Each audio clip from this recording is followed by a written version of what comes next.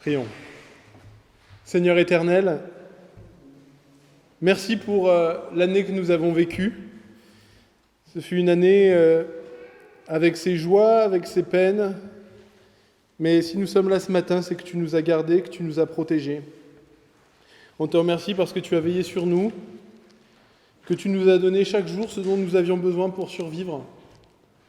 Et c'est pourquoi, Seigneur, nous te bénissons. Alors ce matin, nous te demandons que tu continues à nous faire grandir dans la foi et dans la vérité, et tu le fais par ta parole. Et je te prie, Seigneur, pour moi ton serviteur, pour que je reçoive ton esprit, afin que je puisse dire clairement ce que tu as voulu nous dire. Apprends-nous, Seigneur, à mener une vie qui te plaise, conforme à ta vérité et à ton être. Sois béni dans le nom de Christ. Amen. Alors,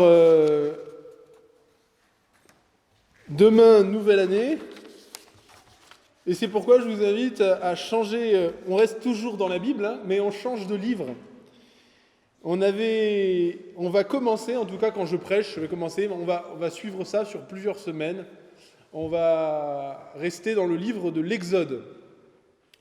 Alors le livre de l'Exode, c'est le livre qui est juste après le livre qu'on appelle la Genèse. La Genèse, c'est le premier livre de la Bible, et l'Exode, c'est le deuxième, c'est le livre juste après.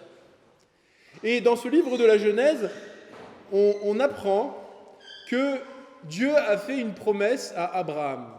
Il a dit à Abraham, un jour, tu auras un descendant, il y aura un descendant de toi dans les temps lointains qui apportera la bénédiction et la guérison à tous les peuples de la terre, à toute l'humanité. Et on attend tout au long de la Genèse l'accomplissement de cette prophétie, surtout que Dieu avait promis aussi à Abraham qu'il aurait une descendance nombreuse, qu'un peuple sortirait de lui. Et on arrive à la fin du livre de la Genèse. Il y a eu quelque chose d'assez important, c'est qu'il y avait un homme qui s'appelait Jacob, qui était le petit-fils d'Abraham. Eh bien, Jacob a eu un fils qui s'appelait Joseph. Et Joseph était l'un des 12 fils que Jacob a eu. Mais son fils Joseph a été trahi par ses frères, et il a été vendu comme esclave, et il s'est retrouvé en Égypte. Et au fond du malheur, alors que plus rien n'allait, qu'il était au fond de la prison, il a prié au Seigneur, et le Seigneur lui a répondu. Et il est devenu le premier ministre de toute l'Égypte, quelque temps plus tard. Et premier ministre de l'Égypte, il a pu sauver sa famille parce qu'il y avait une énorme famine, il n'y avait plus rien à manger dans le Moyen-Orient, donc les gens venaient chercher à entrer en Égypte. Et Joseph, vu qu'il était devenu Premier ministre, a donné la permission à sa famille de s'installer dans un pays très prospère. Et c'est là que les Hébreux, qui étaient 70 à ce moment-là, eh bien, en quelques centaines d'années, sont devenus un peuple. Ils ont fait beaucoup d'enfants et ils ont prospéré. Et nous arrivons au début du livre de l'Exode, chapitre 1. Lisons. Je crois qu'on peut l'afficher. Il s'affiche, je crois. Il me semble. Je l'ai préparé en passant. Voilà. Parfait. On revient un peu en arrière. Verset 8. Encore avant. Ah là, parfait. C'était celui-là. Un nouveau roi parvint en Égypte. Parfait. Donc c'est longtemps après. Joseph est mort. Ses frères sont morts. On est à peu près 200, 300 ans après. Et voilà ce qui se passe. Un nouveau roi parvint au pouvoir en Égypte. C'était un roi qui n'avait pas connu Joseph. C'est une façon de dire, hein, c'est une nouvelle dynastie.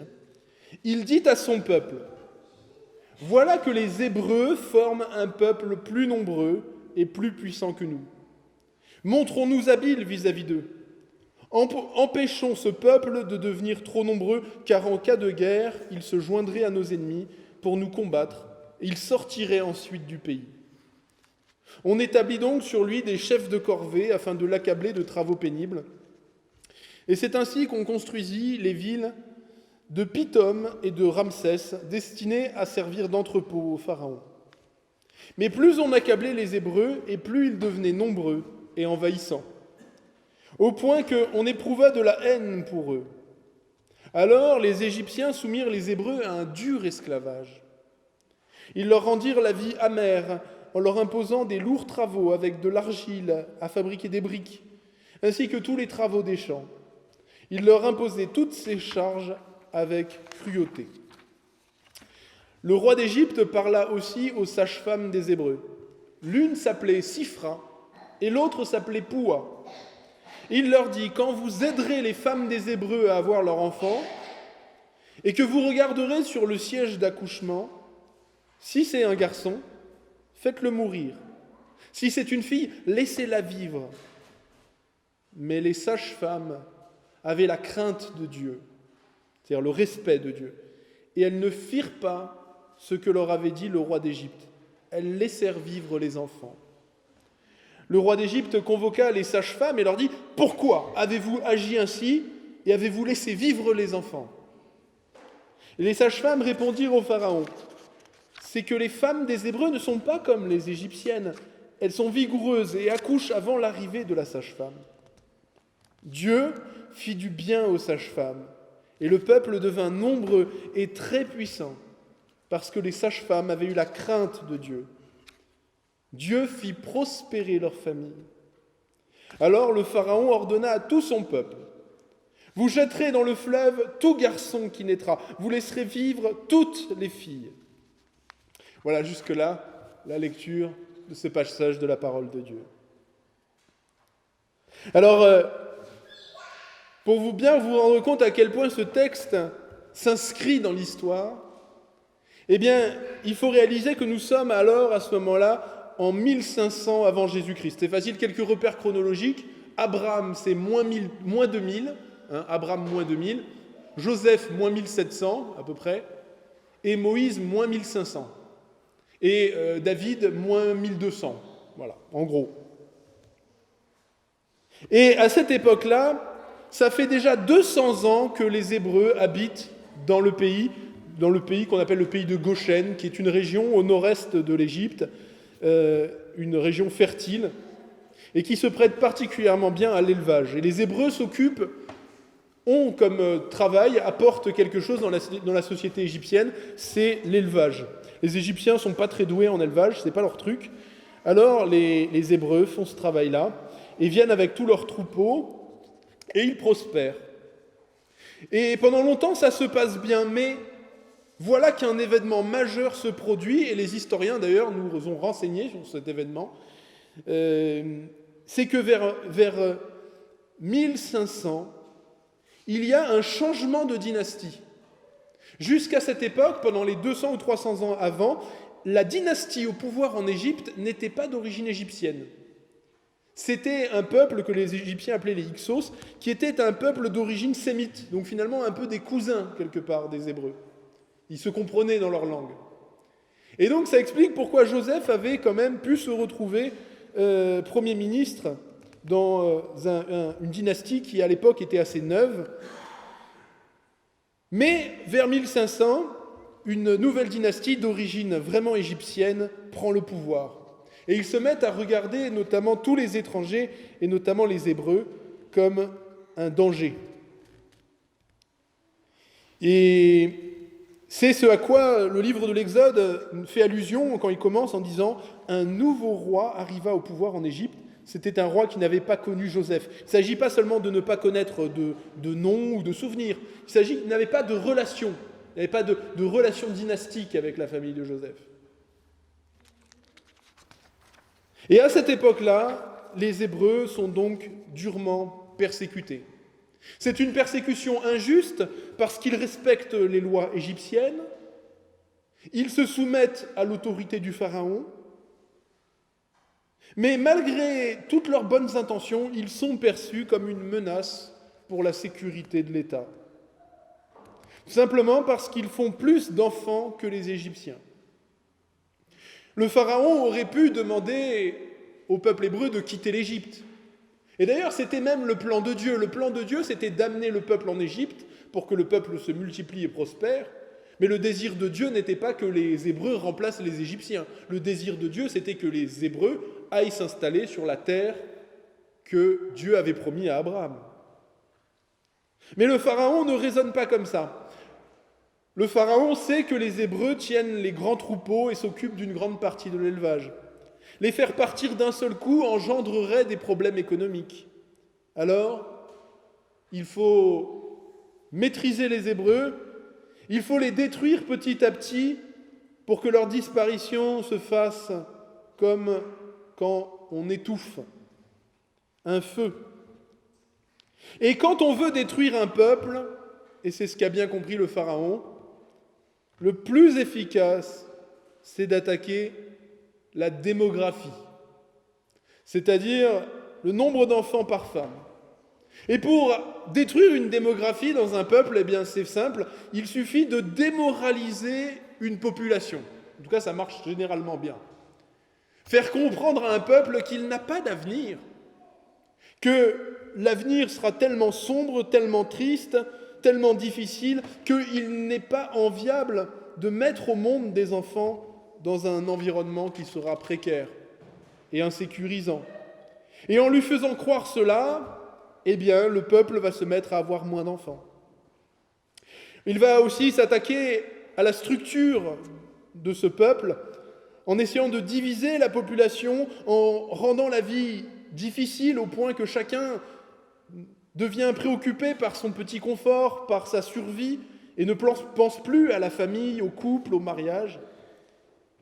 Mais il va réaliser que, ici, dans ce cas, ça ne suffit pas, et que pour détruire ce peuple, il faut vraiment s'attaquer aux enfants. Il va donc vouloir détruire les enfants hébreux, détruire les mâles, en annihiler le plus possible, dans le ventre ou à leur sortie, peu importe. Le pharaon sait qu'un peuple qui ne fait plus assez d'enfants disparaîtra de la terre aussi vite que la neige fond au soleil.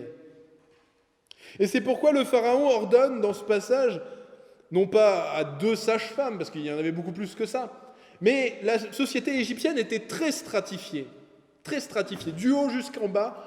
Tout le monde avait des chefs, tout le monde avait des responsables, et les corporations, les métiers vivaient ensemble. Et donc il s'adresse aux 2 femmes responsables de la corporation des sages-femmes, il les fait venir jusqu'à lui, et il leur donne cet ordre. Il leur dit que il faudra mettre à mort les nourrissons mâles des Hébreux. Et son ordre est un ordre en disant mais il faut le faire d'une façon cachée, d'une façon dissimulée, pour que personne ne s'en rende compte, que ça se fasse un peu de façon sournoise.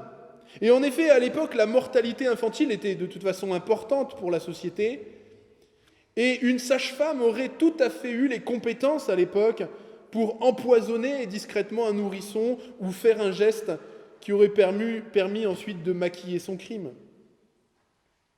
Les sages-femmes avaient donc cette possibilité, mais, nous dit le texte, ces sages-femmes égyptiennes, par crainte de Dieu, par attachement à ce qui est bien, elles désobéirent au Pharaon. Et on ne se rend pas forcément compte de ce que ça implique de désobéir au Pharaon.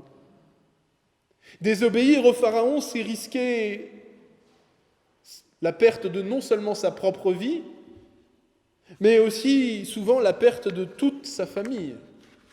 La colère du Pharaon était terrible. Ces 2 sages-femmes responsables de la corporation des sages-femmes avaient certainement toutes les raisons d'avoir peur de Pharaon. Mais était-ce parce qu'elles avaient été beaucoup en contact avec les Hébreux ? En tout cas, une chose est sûre, c'est qu'elles avaient conscience qu'il y avait au-dessus d'elles quelque chose de plus grand. Quelque chose même qui était plus grand encore que Pharaon. Elles savaient que Dieu, en tout cas le Dieu des Hébreux, était un Dieu vivant et puissant, qui un jour allait juger les vivants et les morts, et elles ne voulaient pas se rendre coupables d'une chose aussi grave devant lui. Et pour cela, elles ont préféré désobéir au Pharaon. Et c'est quelque chose d'absolument extraordinaire, c'est que le Pharaon a tout prévu, il a son plan, il a tout calculé, et son plan tombe à l'eau à cause de 2 sages-femmes égyptiennes qui refusent de transmettre les ordres ou qui s'accordent avec leurs collègues et qui refusent d'accomplir un plan lâche d'assassiner les enfants au sortir de leur mère. Et notez toute la puissance et toute la beauté de ce texte biblique. Notez comment le Saint-Esprit rend hommage à ces 2 sages-femmes égyptiennes, dont le nom ne sera jamais oublié. L'une s'appelait Sifra, l'autre s'appelait Poua. Le nom du pharaon, lui, on ne le connaît pas. Il est le pharaon, à l'époque, tout le monde le connaissait, mais aujourd'hui, on ne sait même pas lequel c'est. On est obligé de débattre pour savoir si c'est un tel ou un autre. Non, la Bible a voulu qu'on ne retienne pas son nom. Le nom est le propre des êtres vivants, des êtres humains. Lui n'est plus qu'un titre. Il n'a plus d'humanité, il n'est que Pharaon. En cette période de Noël, il est bon de nous rappeler ceci. Vous voyez, le Dieu véritable, le Dieu tout-puissant, le seul Seigneur du ciel et de la terre, le Créateur de toutes choses, dans toute l'histoire des hommes, est le seul Dieu qui a voulu se faire homme. Le seul. Il est le seul qui a voulu vraiment se faire homme en naissant depuis la base dans une famille simple pour une existence humaine difficile. Mais le Pharaon est le plan totalement inverse. Il est l'opposé, le contraire, l'inverse. Le Pharaon est à l'inverse un homme qui, lui, a voulu se faire Dieu. Il est le contraire. C'est l'esprit même de l'Antéchrist qui est à l'œuvre. C'est le programme de Satan qui poursuit sa route. En effet, on se souvient dans la Genèse, quel était le mensonge que Satan a donné aux premiers êtres humains ? Il leur a dit « Désobéissez à Dieu, et vous deviendrez comme des dieux. Vous deviendrez comme des dieux. » C'est le programme. Vous choisirez pour vous-même le bien et le mal, vous serez comme des dieux. Et c'est le programme politique, personnel, philosophique, psychologique et spirituel du Pharaon. Mais ici, quand la Bible nous parle du Pharaon, elle ne nous parle pas que du Pharaon. Derrière le Pharaon, avec son joli masque argenté, nous pouvons voir derrière lui tous les pharaons de l'histoire. Les sultans, les califes, les dictateurs des XXe et XXIe siècles, de gauche ou de droite, pareil au même, lorsqu'il s'agit là aussi de se faire Dieu, d'exploiter, de déshumaniser et d'exterminer les innocents. Et force est de constater que, alors que nous commençons une nouvelle année, que l'année 2023, eh bien, en méditant sur l'histoire humaine, les gouvernements tyranniques, les grands systèmes totalitaires qui apparaissent de l'extérieur tellement forts, tellement stables, tellement puissants, ces systèmes qui sont capables d'engendrer des millions et des millions de morts, eh bien, ces systèmes, en fait, ne tiennent pas à grand-chose. Pensez-y, on imagine souvent les grandes dictatures tenir sur les consciences de millions de personnes fanatisées, mais en fait, ça n'est pas vrai.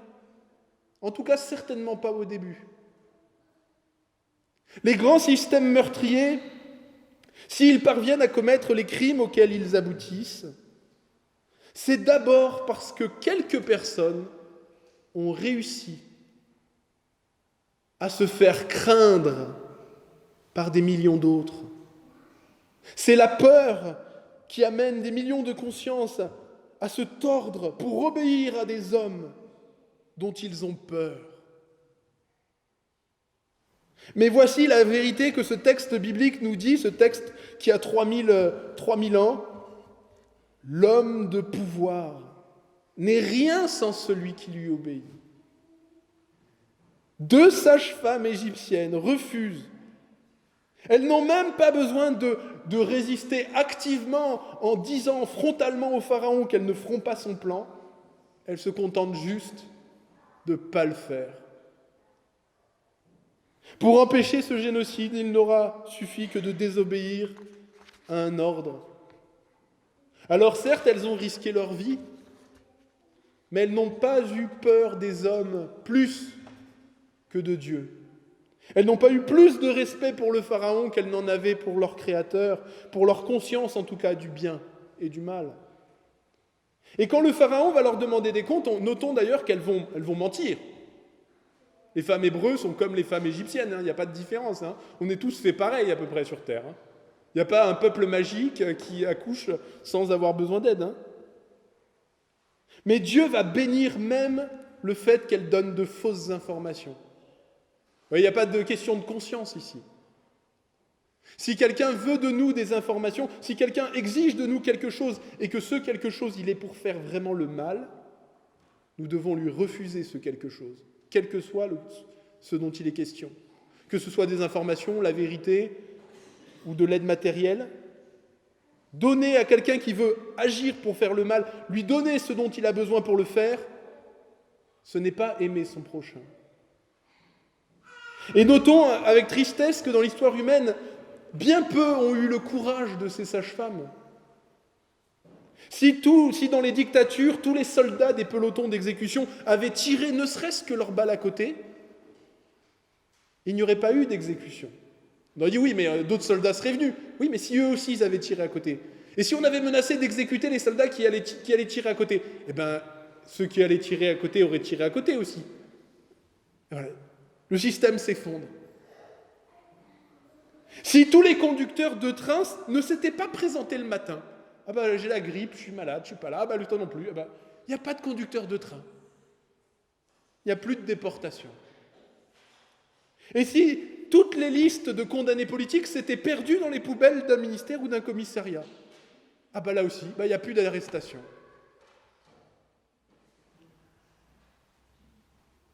Comprenez pourtant bien, Dieu nous demande de respecter, de nous soumettre aux autorités terrestres qui gouvernent nos nations. Ça, c'est le principe général. Dieu sait, et on n'est pas comme les anarchistes, on ne peut pas être chrétien et anarchiste, en tout cas pas de la même façon, c'est sûr. Dieu nous dit clairement dans la Bible que plus il y a d'êtres humains ensemble, et plus c'est la catastrophe, plus c'est le chaos, plus on a besoin de règles, et plus on a besoin de gens pour faire respecter les règles. Et c'est pourquoi la parole de Dieu nous dit que chacun se soumette aux autorités qui nous gouvernent. Car toute autorité vient de Dieu, c'est-à-dire le principe de l'autorité vient de Dieu.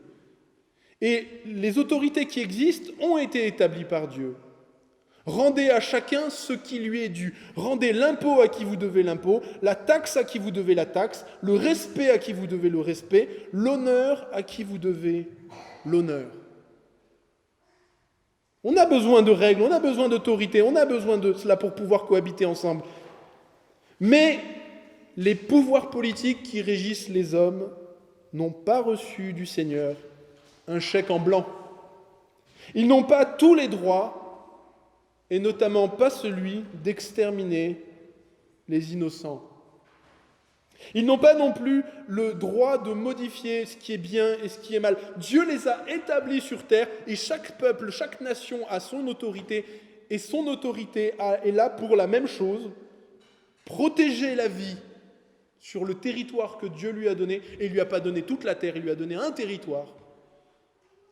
Et sur ce territoire, y encourager le bien et la justice, et y punir le mal. Et c'est pourquoi quand des hommes de pouvoir, ici le Pharaon, ou même parfois une société entière devient folle, et veut nous convaincre de punir le bien et d'encourager le mal, comme cela malheureusement arrive dans l'histoire, eh bien, il faut savoir être courageux et savoir refuser de consentir, surtout dans une situation où on exigerait de nous l'obéissance. Il faut, de façon dissimulée ou de façon frontale, désobéir. Et c'est pourquoi l'Écriture nous dit « Il vaut mieux obéir à Dieu plutôt qu'aux hommes ». Oui, quand il y a une contradiction entre la volonté de Dieu et celle de ceux qui nous gouvernent, alors nous devons choisir le Seigneur. Et tout ceci commence, comme nous le voyons ici, avec cela. Il faut que dans nos cœurs naisse un respect plus grand pour la volonté de Dieu que pour la volonté des hommes. Et là, je vais ajouter quelque chose, à commencer par notre propre volonté.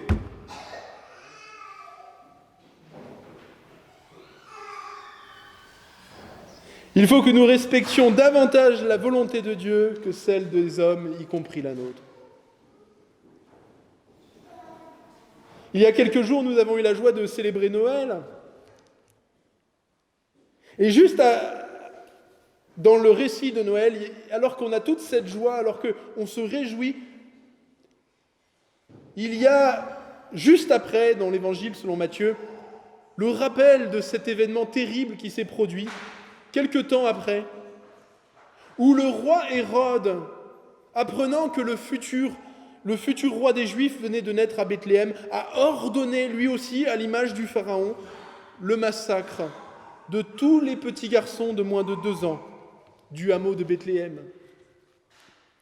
Juste après la fête de Noël, c'est un rappel brutal de la méchanceté, du règne du péché et du mal qui frappe sur la terre et qui frappe tout le monde, mais je dirais de façon particulièrement injuste, les enfants. La Bible nous dit cette phrase qui est extrêmement explicite. La conséquence du péché, c'est la mort. Et le premier sens de ce verset, c'est que ça parle de la mort spirituelle ou éternelle, le fait qu'on est mort spirituellement, éloigné de Dieu. Mais en fait, ici, c'est la mort dans tous ses sens. C'est le sens de la mort pour soi, de la mort physique personnellement, de la mort spirituelle et éternelle, mais c'est aussi, surtout aussi également, la mort des autres, et notamment des plus innocents. Il n'y a pas un seul péché qui n'a pas quelque part une conséquence, un impact, non seulement sur le reste du monde, sur l'entourage, et c'est l'exemple ici du Pharaon. Il a d'abord laissé son cœur plein d'orgueil se remplir de haine. Il a ensuite présumé le mal sur un peuple innocent. Et ensuite, par lâcheté, il s'est attaqué à des enfants innocents. Ça, c'est un enseignement de la Bible. Le péché, quel qu'il soit, mène d'abord à la mort de l'innocence, mais poussé à son comble, le péché mène à la destruction et à la mort des innocents, de gens qui n'étaient pas concernés par cela. Le péché est infiniment destructeur. Que ce soit l'adultère, que ce soit l'alcoolisme, que ce soit les disputes, que ce soit la jalousie, que ce soit dans toute l'immoralité sexuelle, toutes ces situations, tous les péchés, à la fin, en fin de compte, ce sont des innocents qui trinquent. On n'arrive pas à trouver un péché qui ne détruit qu'une seule personne, celui qui le pratique. Non. Il finit toujours par rejaillir, les conséquences rejaillissent sur les autres. Et on n'a pas toujours idée des conséquences de nos péchés. En archéologie, on a découvert des choses qu'on a appelées ensuite des puits à bébés. Des puits à bébés. C'est des puits anciens qui datent de l'Antiquité et dedans on a trouvé parfois des dizaines, dans certains cas des centaines de nourrissons au fond d'un puits. Autour des bâtiments avec des petites salles, et puis on a vu que c'était une pattern qui se reproduisait un peu partout, qu'on trouvait un peu partout dans l'Empire romain, chez les Grecs, un peu partout. Et on a compris qu'en fait ces bâtiments qui se ressemblent, c'était des lieux de prostitution. Les femmes esclaves étaient là, à la merci, et quand un enfant naissait de la suite de ce péché, eh bien l'enfant était jeté au fond d'un puits comme une ordure. Cela nous choque. Mais la France de 2023 ne fait pas tellement mieux. 234 000 avortements par an. 234 000. Alors on ne les jette pas dans un puits, mais dans une poubelle. Le chiffre est en augmentation d'une année sur l'autre. On était à 200 000 il y a quelques années. Et celui des naissances baisse et celui des avortements augmente. Oui, la France de 2023 n'est pas tellement meilleure. Et pour Dieu, qu'un enfant appartienne à tel peuple ou à tel autre, qu'il naisse dans une famille riche ou dans une famille pauvre, qu'il soit dans le ventre d'une mère ou à l'extérieur, pour Dieu, cela ne fait aucune différence. Le Seigneur l'avait dit, c'était Jérémie qui s'était écrié, il avait dit cette phrase, « Quand je n'étais encore qu'une masse informe dans le ventre de ma mère, tes yeux, Seigneur, me voyaient déjà, tu me connaissais déjà et tu m'aimais déjà. » Ce matin, je suis là pour juger personne, vraiment personne.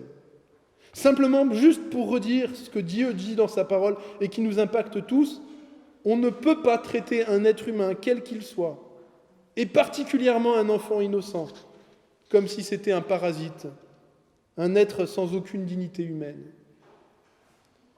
Et vous savez, la loi de Dieu, elle n'est pas là pour nous embêter, la loi de Dieu. Dieu ne nous a pas donné une éthique, une loi, des choses à suivre, juste en fait pour nous pourrir la vie et nous empêcher de profiter de la vie. C'est pas du tout ça. Et c'est notamment le cas, c'est la raison pour laquelle Dieu a voulu consacrer et bénir exclusivement l'intimité sexuelle dans le cadre du mariage entre un homme et une femme. Dieu l'a voulu parce que c'est individuellement et collectivement ce qu'il y a de mieux. Et c'est pareil dans tous les domaines. Quand le Seigneur nous demande de nous aimer les uns les autres, quand il nous demande de nous pardonner, quand il nous demande de venir au secours de ceux qui en ont besoin, quand il nous demande de ne pas commettre de meurtre, d'adultère, de vol ou de faux témoignages, c'est pareil. Oui, la loi de Dieu est là, non pour nous enlever ce qu'il y a de bon et d'agréable dans notre vie, absolument pas. La loi de Dieu, la volonté de Dieu, elle est là pour que nous apprenions à goûter le vrai bonheur qui est dans le bien, le beau, le vrai, le juste et le bon.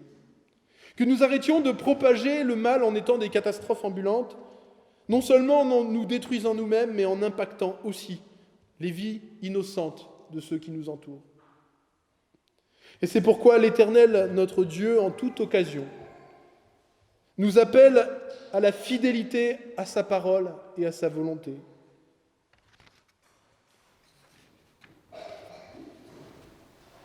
Mais devant cette fidélité, le Seigneur nous le redit, en dehors du Christ, il n'y a pas de juste, pas même un seul. Qui peut dire parmi nous que on n'a pas fait souffrir, que moi personnellement je sais que j'ai fait souffrir des vies innocentes, que mes choix de vie mauvais parfois ont impacté mon entourage. Et c'est pourquoi la Bible dit « Tous ont péché et tous sont privés de la gloire de Dieu ». Et si on regarde le monde d'aujourd'hui et le monde tel qu'il est depuis le commencement, est-ce que les êtres humains, et dont nous faisons tous partie, ne sont pas prêts parfois à des choses totalement folles, insensées et égoïstes pour garder un peu de leur pouvoir, de leur confort, pour prolonger un peu plus longtemps leur vie ou pour faire éclater leur gloire. Le programme de l'humanité, c'est plutôt de se servir plutôt que de servir, d'obéir à sa propre loi plutôt qu'à celle de Dieu, à rechercher sa propre gloire plutôt que celle de son Créateur, de s'aimer jusqu'à sacrifier autrui plutôt que d'aimer autrui jusqu'à se sacrifier. Et c'est pourquoi précisément nous avons vécu la semaine dernière cette célébration de Noël. Pour nous rappeler, c'est simplement quelque chose que l'Église nous invite simplement à mesure des siècles. On prend un moment dans l'année où on se rappelle qu'il a fallu absolument que Dieu vienne jusqu'à nous, qu'il prenne la forme d'un serviteur pour nous sauver et pour nous guérir. Parce que si Jésus est venu dans ce monde, si Dieu est venu et descendu, ce n'est pas pour sauver des gens qui sont nés sans péché, qui ont toujours fait les choses bien comme il faut, des gens qui, dès leur naissance, ont toujours aimé Dieu sans jamais douter. Non, Jésus est venu et il est mort, il a donné sa vie pour des gens, nous dit la Bible, qui chacun à sa mesure, certains plus que d'autres, ont été ou sont des ennemis de Dieu. L'apôtre Paul dit « Lorsque nous étions encore sans force, au temps marqué, Christ est mort pour des impies. Mais Dieu prouve son amour envers nous, en ce que lorsque nous étions encore des pécheurs, Christ est mort pour nous. Il est venu apporter quelque chose d'extraordinaire que rien de ce monde ne peut nous donner. Il est venu nous affranchir de la peur de la mort et nous rendre libres. Vous savez, c'est ça qui fait la différence entre...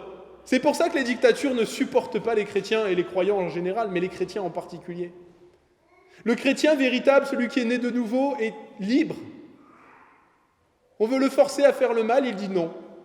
On dit on va te tuer. Oui. Je le ferai pas quand même. J'ai pas peur.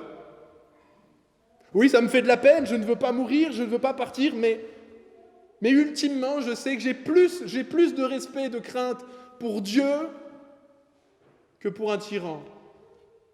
J'ai plus de respect pour le tribunal du Christ que pour celui des juges iniques. J'ai plus peur du regard de Dieu que de celui de mes voisins. Oui, dans le Dieu véritable qui nous affranchit et qui fait de nous des êtres réellement libres, il y a la mort de toutes les tyrannies, il y a l'effondrement de tous les systèmes oppressifs.